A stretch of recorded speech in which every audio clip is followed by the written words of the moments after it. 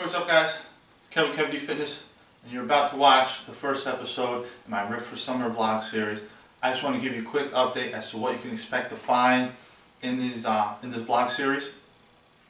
You're going to get lots of tips, lots of info on how to get ripped, how to design your own programs, the best ways to lose fat, what shortfalls to avoid, the optimal way to work out, to exercise, to eat, so that you can lose fat, and to design your program so that you can lose fat and get ripped and really show off those muscles you've been working so hard to develop. So guys, check it out. Here's the first episode. What's up guys? Kev-D Fitness. It's the first episode of my Ripped for Summer series. I discussed in some previous videos, and I'm going to basically do a video vlog of my journey, I guess you could call it, to get ripped, for the summertime. Basically, I'm going on a cut. And as you know, if you've been following my channel, I was bulking for basically all the fall and into the winter, and now summertime's coming up. It's the end of March, and I'm ready to get ripped. I'm ready to have the abs popping out. I'm ready to have the veins coming out all over my arms and everything. Get rid of this little layer of fat that I built up. It's not too much, but sometimes coming up, I'm gonna hit the beach, going on vacation. I want to look proper. So I just want to go over real quick with you where my starting point is, and if you've seen my last bulking update video, which I'm going to link up here, that will show you where I am as far as my body composition. You'll see. So check that out if you're interested to see what my starting point is. Also, I'm going to have videos up on my Facebook page and Google Plus page, which I know a lot of you guys follow me on Google Plus and Facebook too. But so right now, my average weight at the end of this week, which is the end of my bulk, is 212.6 pounds. And I currently, my waist is about 32.5 inches. I measure my waist once a week on Saturday mornings, and I use that to kind of track my progress, see if the fat's coming off. Because if my waist is getting smaller, I know that the body fat's coming off. Guys store, one of the first places they store fat is in their midsection. So, when I see the scale go down, and I know my waist is going down too, I know I'm losing some fat off my body. My starting macros, okay, and my starting calorie total. I'm currently eating about, currently, that's over. But during my bulk, at the end of my bulk here, I was eating about 4,100 calories a day. A lot of food, guys, a lot of food. So, and that was so it put me in a slight surplus. So, my approach now is I'm going to be eating 3,400 calories a day. That's what I'm starting at. And that's going to break down to, I've got 260 grams of protein, 65 grams of fat, and with the math, 444 grams of carbs to be precise. But I'm going to be looking for about 445, 450 grams of carbs. I'll push a little bit, push a little bit up if I have to. I prefer to round up rather than round down in this case. But as you can see, I'm trying to cut on really high carbs, guys. I'm trying to keep my carbs as high as possible. That'll allow me to train harder, which will result in me being able to keep on more muscle. I'll be fuller. When you go low carb, your glycogen gets depleted. Glycogen draws water into your muscle cells, and the more carbs you eat, the more glycogen I'm gonna have, the more volumized my muscle cells will be, the fuller I'll look.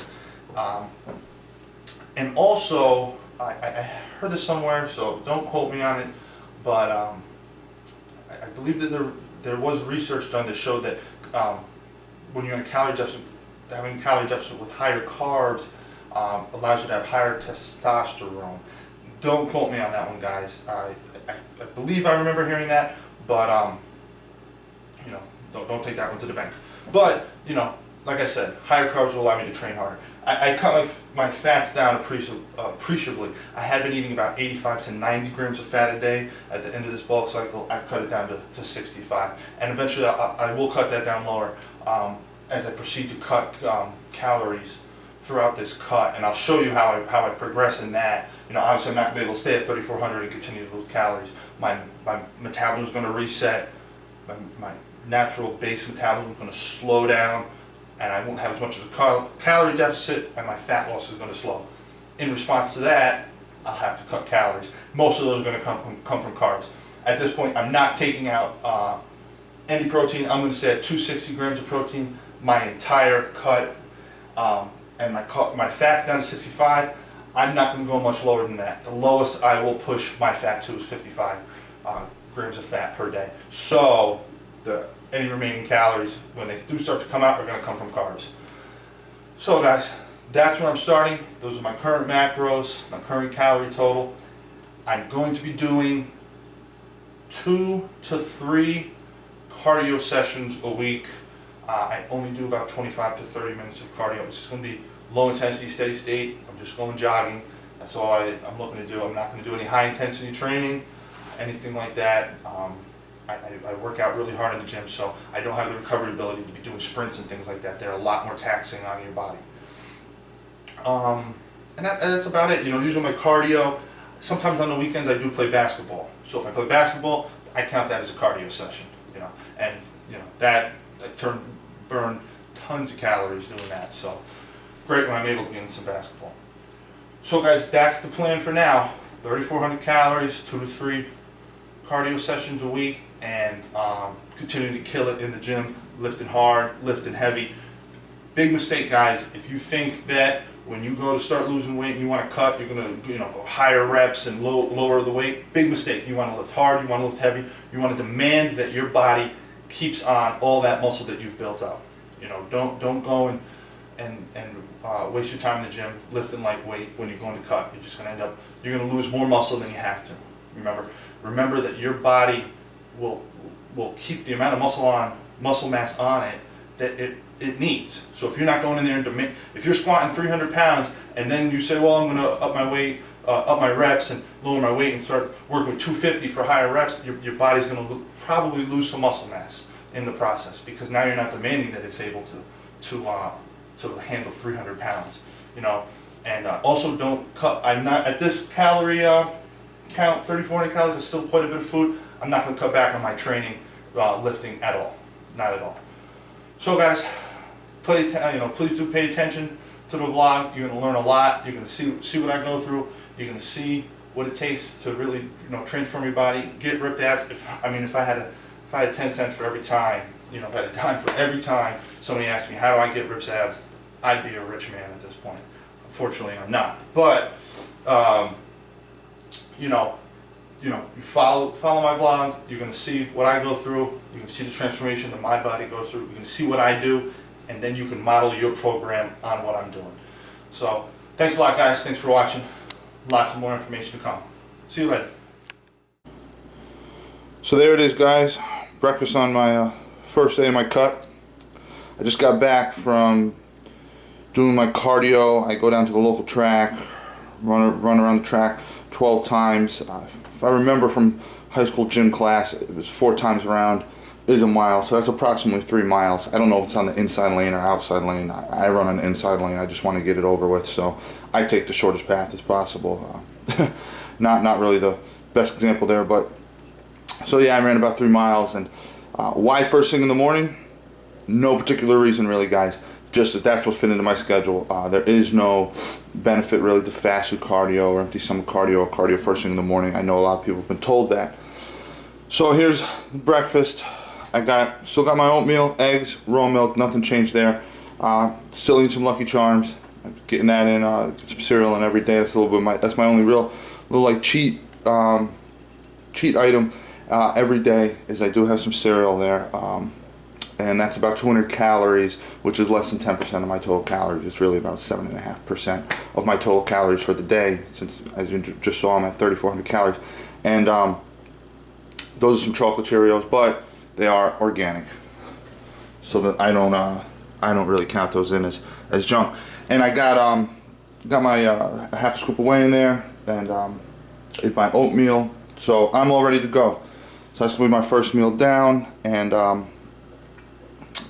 I'll keep you posted throughout the day as to what I'm eating and my exercises and everything, just for my first day. And the first day is probably the toughest. it's a wake up to what you're going through. You're eating less. You're doing more exercise. You know, I never did cardio on Monday mornings before. This is a Monday morning, and I never ran that. You know, when I was doing cardio during my bulk, it was minimal, and 3 miles is a little bit more than I'm used to. But I'll get used to it real quick.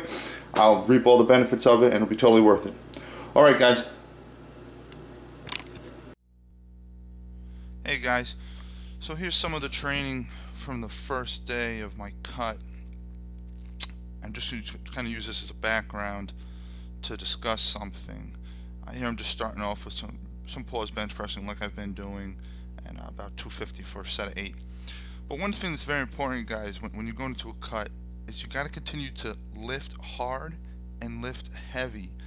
It is a very, very common fallacy, and I hear it all the time. I get questions on it all the time. You know, when you go into a cut, should I do low weight and high reps? Guys, you don't want to do that. You want to continue with your routine. You want to continue to lift heavy weights, and you want to continue to make as best you can. It can get difficult as your body fat percentage gets lower, but you want to continue to try to make gains in the gym. You want to continue to try to make progress in the gym in terms of strength, how much weight you're putting on the bar, you know, things like that, because what this will do is, yeah, while you're on this cut, it will force your body to try to maintain its muscle mass. You know, if you are benching, let's say I'm working with 250 there, and I'm like, okay, I'm going to drop the weight down to 200 and just start pounding out reps of 12. I'm going to lose muscle mass on that, because I'm no longer demanding that my body can handle that 250 pound weight for 8 reps. You don't necessarily burn more calories doing high reps and low weight. Yeah, you're doing more reps, but you're doing less work per rep. You know, there's a big difference in the number of calories you're going to burn between a 200-pound squat and a 300-pound squat, or a 400-pound squat. So you don't want to do that. You don't want to make that change. So you continue to make progress in the gym, continue to lift hard, and continue to lift heavy. Guys, that's very important for maintaining your muscle mass while you're on a cut. So there you just saw some one-arm dumbbell rows. Now, I took my shirt off, tried to look jacked. Didn't really work, guys. Not you know, looking not with so much definition there in my back, and not what I'm going to be used, you know, what I'm going to get to. I'm probably not in the best lighting, but you can't always use lighting as an excuse, guys. But there's some bent over rows, and hitting the lats, hitting the upper back a little bit too. So guys, yeah, remember, that is very key, guys. Continue to lift hard, continue to lift heavy, and continue to try to make progress in the gym. So this is what I have for dinner on my first day of my cut here. It's much smaller than my typical dinner if you've ever watched my full day of eating on my bulk or anything like that. I got a little bit of coleslaw, small salad.